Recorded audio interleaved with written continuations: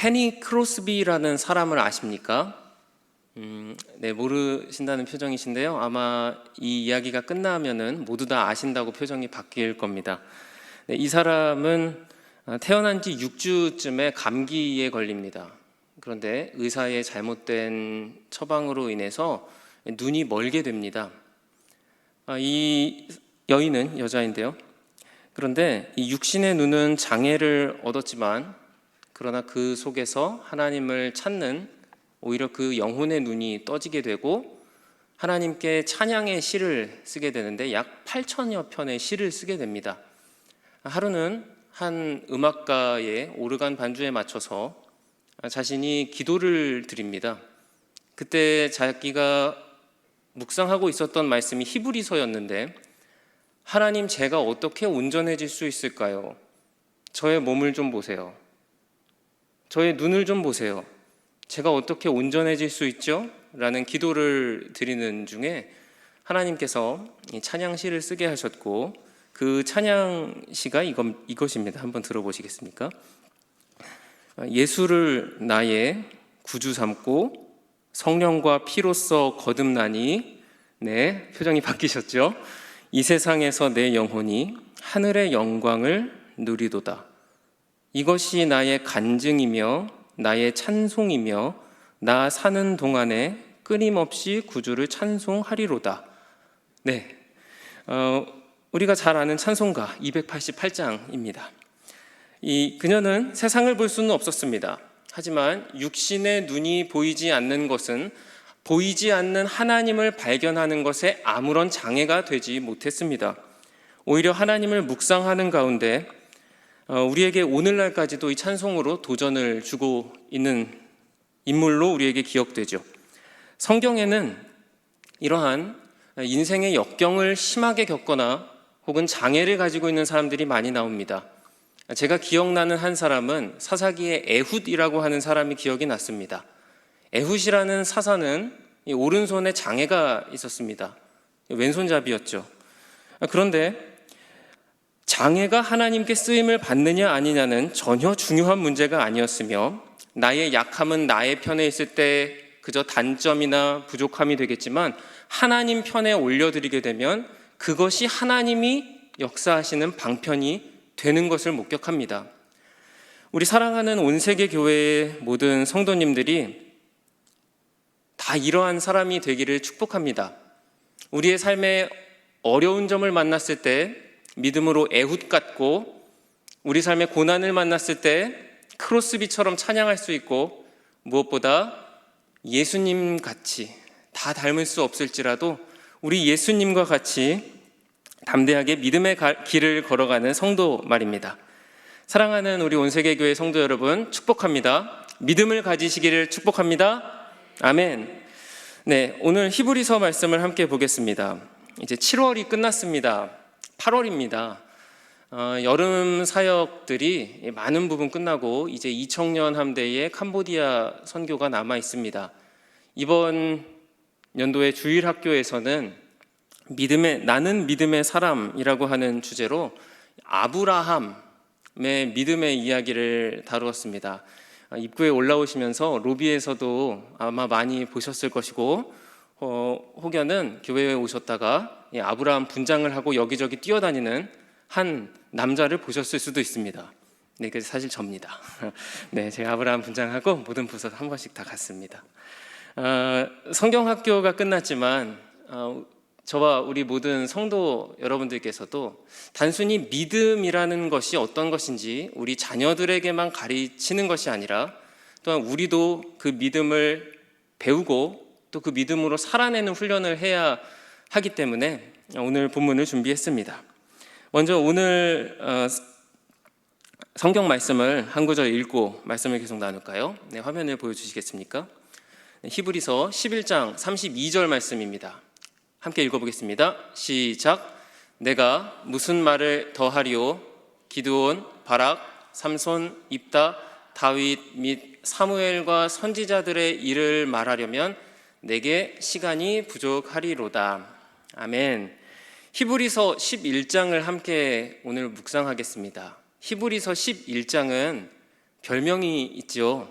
혹시 무엇인지 아십니까? 네, 맞습니다. 훌륭하십니다. 믿음장이죠.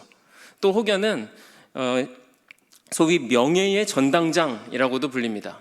왜냐하면 방금 읽으신 이름들 뿐만 아니라 셀 수 없이, 물론 셀 수 있습니다. 11장에 나오는 사람들만 세기 때문에 수없이 많은 믿음의 선배들이 나오기 때문입니다. 한번 눈으로 성경을 가지고 계시면 11장을 살펴보실까요? 성경의 인물들을 찾게 되시면 아벨, 가인, 아브라함, 이삭, 야곱, 요셉, 모세 등등 아마 성경을 보시면 수없이 많은 믿음의 사람들이 나올 것입니다. 그리고 이 사람들의 믿음의 이야기를 합니다. 저는 오늘 말씀을 함께 나누면서 두 가지를 나눌 것입니다. 첫 번째는 히브리서에서 우리에게 가르쳐 주시는 믿음의 특징 세 가지를 나눌 것이고요. 그리고 그 특징을 보고 나서 오늘 11장의 반전 결론을 말씀드릴 겁니다. 오늘 반전이 있습니다. 네, 기대하셔도 됩니다. 먼저 히브리서의 11장을 보시게 되면 수없이 많은 사람들이 나오는데 이 사람들의 공통점이 있습니다. 그것은 무엇이냐면 화면을 보여주시면요, 제가 표로 정리를 해보았습니다. 그건 바로 모두 다 이 인물의 앞부분에서 믿음으로 라고 하는 단어가 붙는다는 점입니다. 아벨도 믿음으로, 에녹도 믿음으로, 믿음으로 노아는, 믿음으로 아브라함은, 모든 사람들이 믿음으로 행하였다는 말이 나옵니다. 그런데 히브리서에서 그러면 믿음으로 대체 무슨 결과들이 나왔다는 것인가? 이제 오늘 본문에서 들어가기 직전인 11장 33절과 34절을 읽어볼까요? 시작. 그들은 믿음으로 나라들을 이기기도 하며 의를 행하기도 하며 약속을 받기도 하며 사자들의 입을 막기도 하며 불의 세력을 멸하기도 하며 칼날을 피하기도 하며 연약한 가운데서 강하게 되기도 하며 전쟁에 용감하게 되어 이방 사람들의 진을 물리치기도 하며, 이렇게 나와 있습니다. 혹시 33절을 보여주시겠습니까? 화면. 믿음으로 나라들을 이기었다. 성도 여러분들은 누가 생각이 나십니까? 아마 제가 사사기를 이야기했기 때문에 사사들을 생각하셨을 수도 있고 믿음을 지켰던 유다의 왕들을 생각하실 수도 있습니다. 모두 맞을 것입니다. 또 약속을 받기도 하였다. 수없이 많은 약속을 받은 사람들이 있죠. 이번 성경학교 주제였던 아브라함은 100세의 아들을 낳을 것이라는 약속의 말씀을 받았었습니다. 그리고 사자들의 입을 막기도 하였다. 이 부분은 아마 공통적일 것 같습니다. 누가 생각이 나세요? 네, 그렇죠. 다니엘입니다. 그리고 34절도 아마 성경의 이야기들이 많이 등장할 것입니다. 제가 오늘 나누고 싶은 히브리서에서 믿음의 특징을 찾는 이유는 히브리서가 성경에 위치하는 것을 살펴보면은 앞부분에 바울 서신이 나오고요. 물론 복음서와 사도행전이 나오고요. 바울 서신이 나오고, 그리고 뒷부분에 통상적으로 말하는 일반 서신이 나옵니다. 바울 서신은 특정 교회에 보내는 편지였다면 공동 서신은 일반적인 모든 교회들이 함께 읽을 수 있는 성경입니다. 그 사이에 히브리서가 들어갑니다. 하지만 헬라어 원본인 사본 파피루스들을 찾게 되면은 히브리서가 일반 서신, 공동 서신들과 묶여 있는 것이 아니라 로마서의 바로 뒤에 나오는 사본들이 많이 있습니다. 그럼 그 이유는 무엇일까요? 그 이유는 히브리서가 로마서라고 하는 교리적인 책, 그 책에서 우리가 단순히 믿음을 지식적으로 아는 것이 아니라 어떻게 그 삶을 살아낼 수 있는지 믿음의 행동을 우리에게 잘 보여주기 때문입니다. 히브리서에서 강조하는 첫째 특징입니다. 화면을 보여주시고요. 함께 읽어보도록 하겠습니다. 길지만 제가 첫 번째 하면은 함께 읽겠습니다. 첫 번째, 보이시지 않는 하나님과 하나님의 약속에 반응해 취해지는 행동.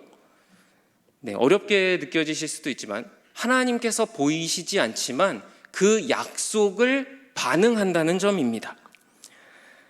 오늘 히브리서에서 1장을 살펴보시게 되면요, 이렇게 시작합니다. 우리 예수님께서는 모든 천사보다 뛰어나시다는 내용으로 시작을 합니다. 믿음은 육신의 눈으로 보는 것이 아닙니다.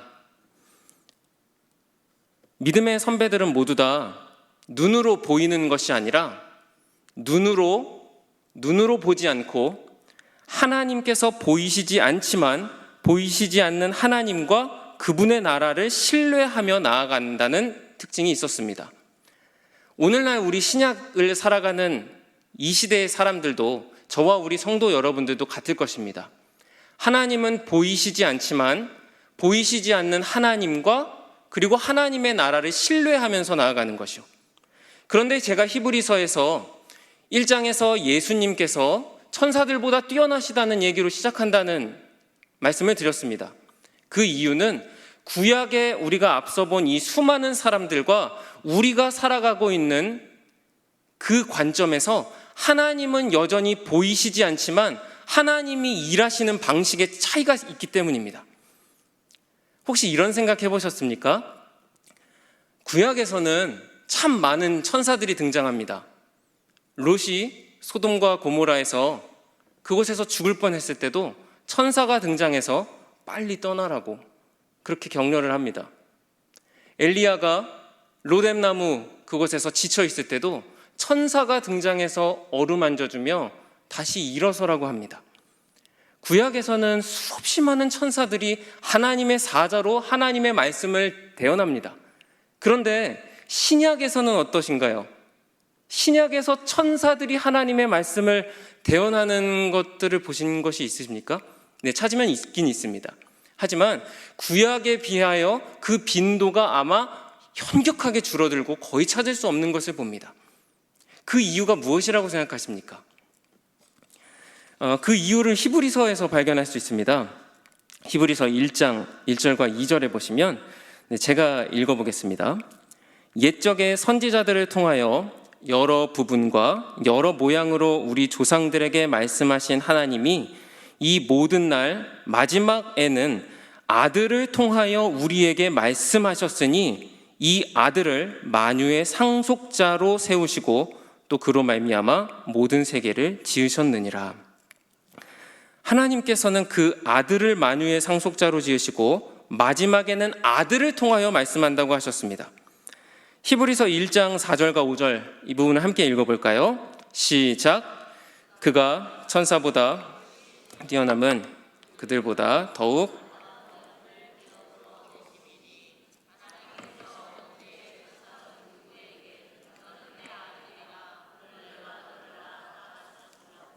또 다시 나는 그에게 아버지가 되고 그는 내게 아들이 되리라 하셨느냐. 히브리서 1장은 하나님께서 천사들을 예수님을 수종들도록 하는데 하나님께서 너는 내 아들이라 라고 말한 사례가 있느냐, 어떤 천사에게 이런 말을 한 적이 있느냐라고 하는 질문을 합니다. 오늘날 우리가 살아가고 있는 이 시대는 하나님께서 천사를 통해 말씀하시지 않습니다. 하나님은 하나님의 뜻이 있을 때 우리에게 그럼 천사가 아니라 어떤 것으로 감동을 주실까요? 맞습니다. 어떻게 그렇게 잘 아세요? 성령님이십니다. 하나님께서는 과거 구약 시대에는 하나님의 천사들을 메신저로 보내셨으나 예수님께서는 숨을 내쉬며 말씀하시되 성령을 받으라.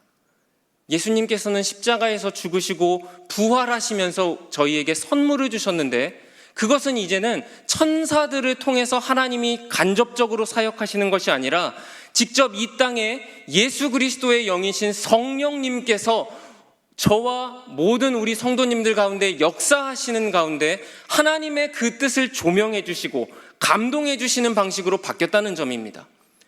이것은 아주 우리에게 축복입니다. 구약의 시대와 신약의 시대를 사는 모든 사람들은 보이지 않는 하나님을 신뢰하며 사는 믿음을 가졌습니다. 하지만 천사들을 통해 간접적으로 듣는 것이 아니라 오늘 이 자리에 계신 성령 하나님께서 저와 우리 모든 성도님들에게 하나님의 말씀을 통해 역사하실 수 있게 되었다는 점입니다. 오늘 이 자리에 오신 사랑하는 성도 여러분, 성령 충만함을 사모하시기를 바랍니다.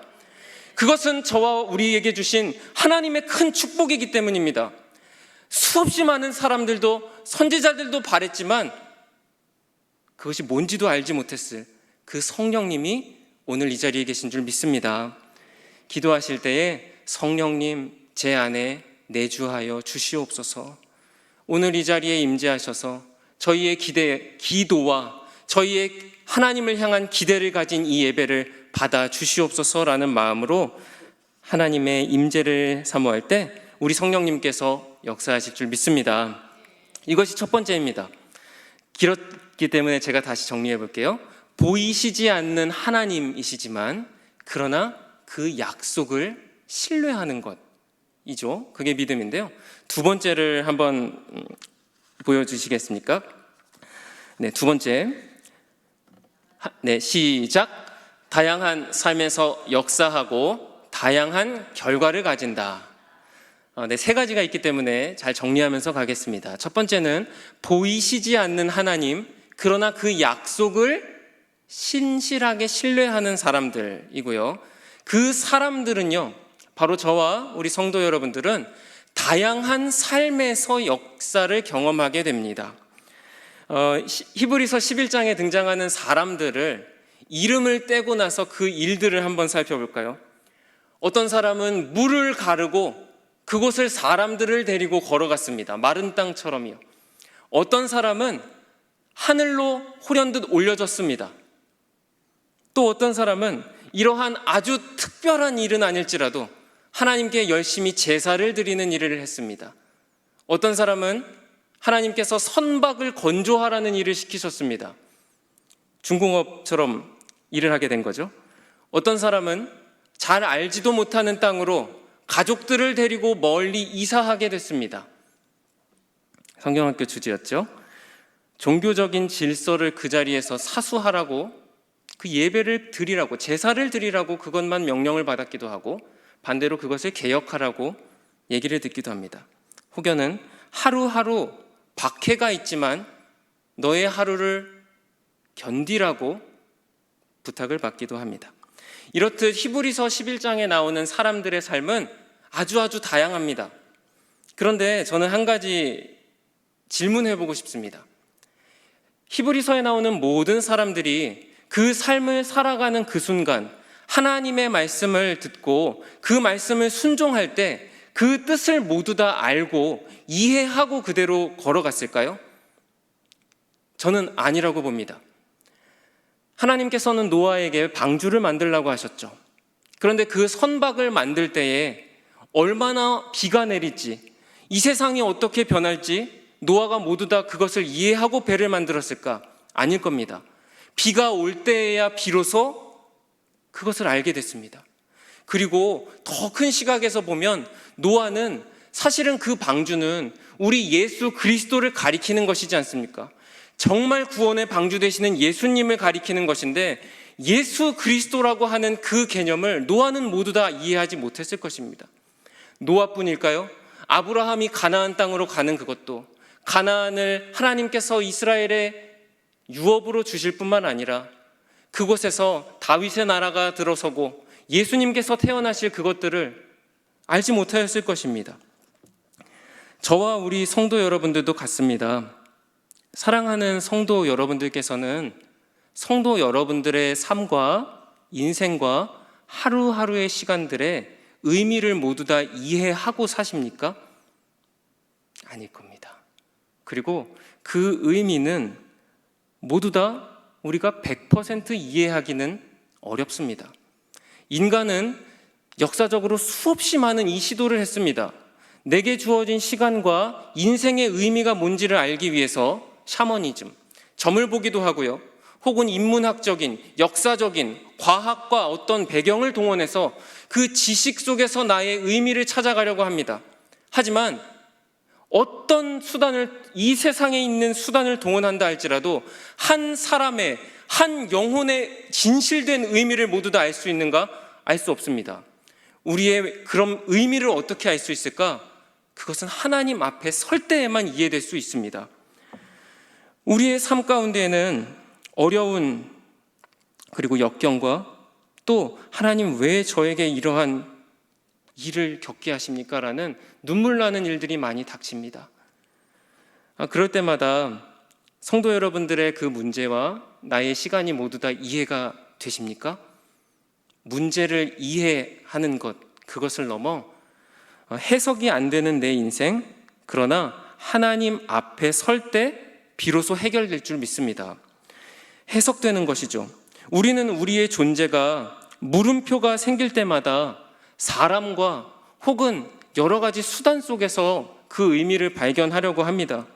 하지만 인생의 의미를 사람에게 확인하려고 할 때는 사람의 뜻을 발견하게 될 것이고, 하나님 앞에서 그 의미를 질문할 땐 우리 하나님께서 대답하실 줄 믿습니다. 우리는 모두 다 다양한 삶을 가지고 있죠. 저와 우리 성도 여러분들의 삶의 모습이 모두 다 다양합니다. 하지만 보이시지 않는 하나님은 그 약속을 신뢰하는 사람들의 삶의 다양한 모습마다 하나님의 그 역사를 드러내 주시고 보상해 주실 것입니다. 이제 세 번째입니다. 화면에 보여주시고요. 또 함께 읽어보겠습니다. 시작. 그러나 믿음은 다양한 결과에도 불구하고 하나님께 보상을 받는다. 아멘. 네, 세 가지 한꺼번에 그러면 읽어볼까요? 보이시지 않는 하나님과 보이지 않는 하나님의 세계가 존재합니다. 우리는 그 약속을 믿고 다양한 삶의 자리에 서 있습니다. 그리고 다양한 결과를 모두 다 맺을 것입니다. 하지만 다양한 결과에도 불구하고 하나님의 보상을 받는다는 겁니다. 이 부분이 무엇인가? 우리에게 삶의 자리를 주신다는 건 참 감사한 일입니다. 그런데 우리에게 맡겨주신 또 믿음의 선배들도 마찬가지고요. 그 삶의 자리에서 그럼 모두 다 윤택한 결과를 맞았는가? 히브리서 11장을 들여다보면 그렇지 않습니다. 등장하는 아벨은 살인을 당했습니다. 아브라함은 약속을 기다리라는 명령을 받고 100년이라고 하는 시간을 살며 그 약속이 이루어지기를 기다렸습니다. 100년은 아주 긴 시간이죠. 성도 여러분들께서 100년을 약속을 기다리신다고 한번 생각해 보세요. 너무 쉽지 않지 않겠습니까? 믿음을 가져서 고초를 당하기도 합니다. 감옥에 가기도 하고 또 돌에 맞고, 믿음의 대가가 인간의 시각에서는 부정적일 때가, 그렇게 보일 때가 많은 게 사실입니다. 하지만 오늘 함께 읽은 이 개념처럼 믿음은 다양한 결과를 낼 수 있지만, 하지만 하나님의 보상을 반드시 받는다는 점입니다. 우리 곁에도 이 시대에도 수없이 많은 믿음의 사람들이 하나님, 어떻게 그 사람이 그런 결론을 맞을 수 있습니까? 라는 기도가 나올 때가 있습니다. 얼마 전에 외과 의사셨죠. 주석중 교수님이라는 분이 존경받는 의사 선생님이셨는데, 이분이 교통사고로 소천하시게 됐습니다. 참 믿음이 좋으신 집사님이셨다고 해요. 알려진 바로는. 혹은 또 과거로 역사로 돌아가 보면, 저는 개인적으로 윤동주라는 시인을 좋아합니다. 윤동주라는 독립운동가가 하나님을 신실하게 믿는 크리스천이었음에도 불구하고 모진 박해를 겪고 광복되기 불과 6개월 전에 사망하게 됩니다. 소천하게 됩니다. 이런 일들을 보면 하나님 정직하게 찾은 사람들이 아닙니까? 그런데 하나님, 우리 인생의 모습들이 너무 다양한데 그것이 하나의 파편처럼 느껴질 때가 있습니다. 이것이 어째서입니까? 라는 기도가 나올 때가 있습니다. 하지만 하나님께서는 보이지 않는 하나님을, 그 약속을 신뢰하며 다양한 삶의 자리에 서서 하나님의 결과를 맺는 그 사람들에게 예수님께서 다시 오실 때 반드시 상을 약속한다고 하셨습니다. 히브리서 11장 6절의 말씀 함께 읽어볼까요? 시작. 믿음이 없이는 하나님을 기쁘시게 하지 못하나니 하나님께 나아가는 자는 또한 그가 자기를 찾는 자들에게 상 주시는 이심을 믿어야 할지니라. 아멘. 히브리서 11장 6절은 참 사랑하는 구절입니다. 믿음이 없이는 하나님을 기쁘시게 하지 못하나니 하나님께 나아가는 자는 반드시 그가 계신 것과 그에게 나아가는 자는 하나님께서 상 주시는 이심을 믿어야 할지니라 라고 말입니다. 믿음의 세 가지 측면을 살펴보았습니다. 그것은 보이시지 않는 하나님이시지만 우리는 육신의 눈이 아니라 하나님의 세계를 보이지 아니할지라도 바라보는 것이고요.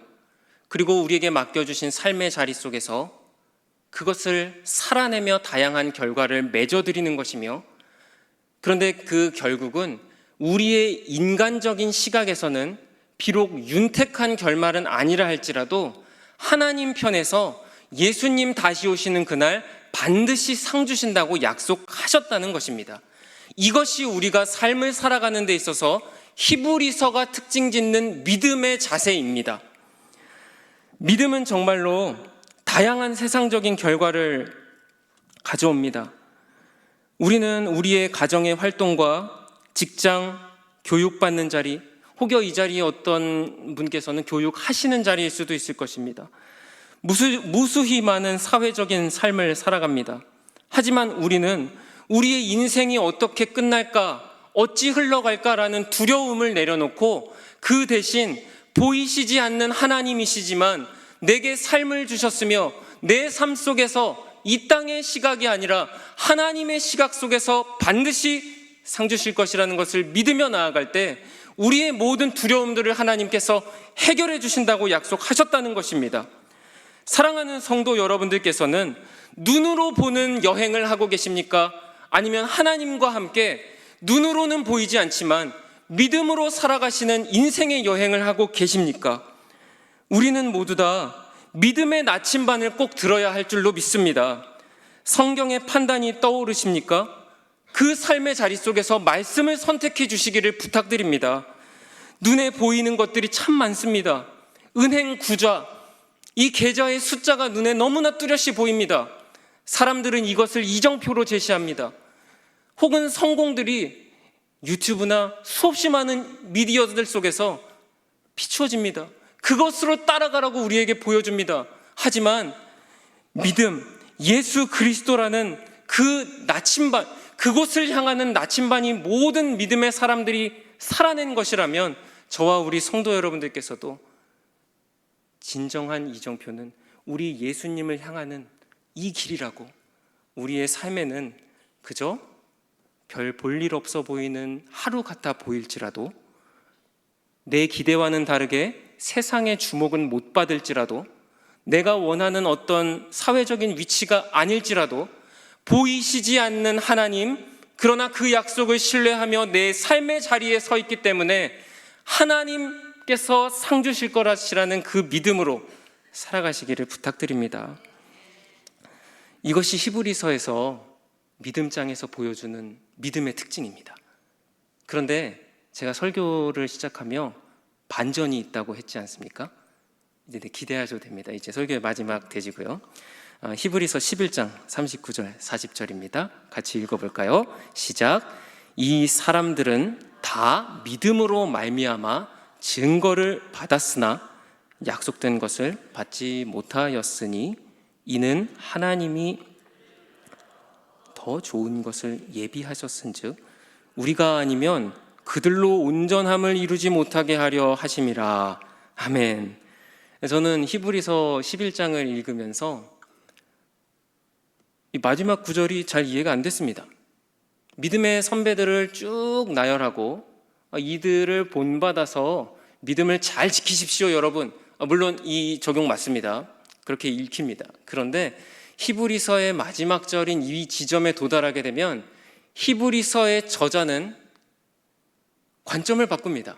이 사람들은 다 믿음으로 말미암아 증거는 받았으나 약속된 것을 받지는 못하였다 라고 말합니다. 그리고 하나님은 우리를 위해서 더 좋은 것을 예비하셨는데 오히려 이젠 한 걸음 더 나아가서 우리가 아니면 그 선배님들도 온전함을 이룰 수가 없다는 구절로 히브리서 11장이 끝납니다. 이것은 앞서 말씀드린 것처럼 구약의 시대에 하나님께서 천사들을 통해 역사하셨으나 신약의 시대는 예수님의 영이신 성령님께서 역사하시는 것과 같이 이 믿음의 모든 선배들은 예수 그리스도라는 우리 하나님의 아들이시자 하나님이신 우리 주님을 명확하게 알지 못하였기 때문에 그 증거를 받긴 했으나 명확한 것을 가진 우리가 오히려 더 좋은 것이다, 우리가 더 하나님께 행복한 삶을 살고 있는 것입니다 라고 역설하는 것입니다. 그러니까 히브리서 11장은 여러분 아브라함의 믿음을 본받으세요, 여러분 모세의 믿음을 본받으세요, 물론 이렇게 적용해도 됩니다. 그런데 그것을 한 걸음 넘어가서 모범장을 넘어 진정한 예수 그리스도, 새 언약의 성취자가 되시는 예수 그리스도가 우리에게 이미 오셨고 성령 하나님으로 우리와 함께 계시니 믿음으로 담대하라는 것을 권면하는 것입니다. 하나님께서 마태복음 11장 11절에 이런 말씀을 주셨습니다. 예수님이 하신 말씀이죠. 내가 진실로 너희에게 말하노니 여자가 낳은 자 중에 세례 요한보다 큰 이가 일어남이 없도다. 그러나 천국에서는 극히 작은 자도 그보다 크니라 라고 하였습니다. 왜 세례 요한이 그러니까 선지자들 중에 모든 사람 중에 가장 크다고 할까요? 세례 요한이 바다를 갈랐습니까? 아니면 죽은 자를 살렸습니까? 그렇지 않지 않습니까? 하지만 이 점을 기억하셔야만 합니다. 모든 선지자들이 한 것이 무엇이냐면 바로 예수 그리스도를 가리킨 것이라는 점입니다. 모세를 볼까요? 바다를 가르고 그리고 사람들을 구원하는 것, 우리 예수님을 예표합니다. 모세가 하는 역할은 우리 예수님 다시 오신다는 것인데 언제 오시냐면 저 뒤에 오신다는 것이에요. 언제일지는 모르나 우리 예수님 저 뒤에 오신다. 여호수아도 마찬가지입니다. 우리 예수님 다시 오신다. 이러한 지도자로서 오시는데 저 뒤에 오신다. 수없이 많은 선지자들이 예수님을 가리킵니다. 그러다가 이제는 세례 요한의 턴이에요. 그리고 그 예수님 직전의 마지막 선지자 세례 요한이 예수님을 가리키는 것이죠. 그 예수님 바로 여기 계신다 라고요. 그래서 예수님은 세례 요한보다 큰 자가 난 것이 아니라고 말씀하신 것입니다. 사랑하는 성도 여러분, 우리의 인생이라는 시간과 우리의 교회 공동체의 생명력을 다해 이제 다시 오실 예수 그리스도를 가리키는 선지적인 이정표가 되시면 좋겠습니다. 모세가 부러우십니까? 저는 옛날에 주일학교 다닐 때 참 그런 사람이 부러웠습니다. 저는 성품적으로 어떤 카리스마적인 기질이 부족하거든요. 이제 부드러운 편이고 제 입으로 이렇게 말하니 좀 부끄럽습니다만, 그래서 모세 같은 카리스마적인, 바다를 가르고 건너가자, 이런 점들이 너무 부러웠습니다. 여호수아가 너무 부러웠습니다. 그런데 히브리서 11장을 묵상하면 하나도 부럽지 않습니다. 모세는 마태복음을 못 읽었습니다. 여호수아는 요한계시록을 알지 못하고 신앙생활을 했습니다. 이뿐일까요? 앞서 말씀드린 것처럼 오늘 이 자리에 저와 여러분들 안에, 그리고 이 공간에 함께 계시는 성령님을 체험하지 못하고 그 시대를 살았습니다. 사랑하는 성도 여러분, 우리의 삶이 구약의 믿음의 영웅들을 보면 너무나 작아 보이고, 이들은 영웅이고 나는 이렇게 살지 못합니다 라는 그런 변명 아닌 변명을 우리가 하고 싶을 때가 많습니다. 그러나 히브리서 11장을 기억하시며 담대하기를 부탁드립니다. 히브리서 11장 40절 제가 읽어보겠습니다. 이는 하나님이 우리를 위하여 더 좋은 것을 예비하셨은즉 우리가 아니면 그들로 온전함을 이루지 못하게 하려 하심이라. 아멘. 네, 이제 설교를 맺겠습니다. 유니온 신학교라고 하는 곳에 교수님이셨었던, 이제는 은퇴하셨는데요, 거슬이라고 하는 목사님이 이런 일을 겪으셨습니다. 한 번은 아내와 함께 신혼여행지를 다시 찾게 되었는데요, 그때 한 비행기를 탔는데 이 비행기가 폭풍우가 너무 많이 오기 때문에 갈 곳을 잃는 일이 벌어졌습니다. 미국에서 캐나다로 가고 있는 길인데 그때 기장이 방송을 했다고 합니다. 지금 눈이 66cm가 한 번에 내렸습니다. 그래서 이것을 기상적으로 제로 시계라고 말하죠. 시계가 전혀 보이지 않는, 그래서 시계 제로라고 말하는데요, 한 치 앞도 보이지 않는 상태입니다. 그러나 저희는 지금 이 공항에 착륙하려고 합니다. 비행기를 돌려서 돌아갈 수 있는 인근의 모든 공항들은 하나도 없는 상태이며 이 공항만이 내릴 수 있는 유일한 장소입니다. 그러나 이 시계가 하나도 보이지 않더라도 승객 여러분들께서는 계신 자리에서 안심하시고 그 자리에서 자리를 지켜주시기를 부탁드립니다. 보이는 이 활주로를 통해, 그리고 가리켜주고 있는 모든 지표들과 그리고 모든 여건들을 통해 착륙할 것인데, 이 착륙은 처음이 아니며 이전에도 했었던 착륙입니다 라고요. 실제로 미국과 캐나다에서는 이런 불가피한 착륙들이 왕왕 일어난다고 합니다. 저는 이 이야기를 들었을 때 우리 그리스도인들의 삶의 비행이라는 것이 바로 이와 같구나라는 묵상을 하였습니다. 크리스천의 여행은 거룩한 계시의 도구로서 의존하는 여행입니다. 저희의 여행은 확실한 여행입니다. 하나님으로 향하는 이 여행은 확실하지만 우리의 눈으로 볼 때에는 우리의 여행이 확실하지 못한 것처럼 비춰질 때가 많기 때문입니다. 수없이 많은 죄의 분노의 눈보라가 저와 여러분들의 인생의 비행기를 흔들려고 하고, 과학만능주의, 물질주의, 자연주의적인 무신론들이 우리의 비행이 뭔가 잘못됐다고 우리를 흔들려고 합니다. 하지만 수없이 많은 믿음의 선진들도 그러하였던 것처럼 우리는, 저와 우리 성도 여러분들은 예수 그리스도께서 우리의 조종석에 앉아 계시기 때문에 예수님께서 이 길은 수없이 많은 우리의 믿음의 선진들이 우리가 알고 있는 삼위일체 하나님, 그것을 증거로만 받았던 사람들까지도 모두 하나님의 나라에 착륙했던 것처럼 우리의 인생도 하나님과 함께라면, 예수 그리스도와 함께하는 비행이라면, 성령 하나님이 주도하시는 여행이라면 그 여행은 맞게 가고 있는 것이니, 다양한 삶의 자리에서 보이지 않는 나 하나님을 신뢰하며 그 결과를 복 내려줄 때까지 기대하며 지켜주지 않겠니? 라는 믿음의 도전입니다. 사랑하는 온 세계의 성도 여러분, 믿음으로 담대하시기를 축복합니다. 믿음으로 충만하시기를 바랍니다. 성령 충만함, 그것을 사모하며 기도하며 나아가겠습니다.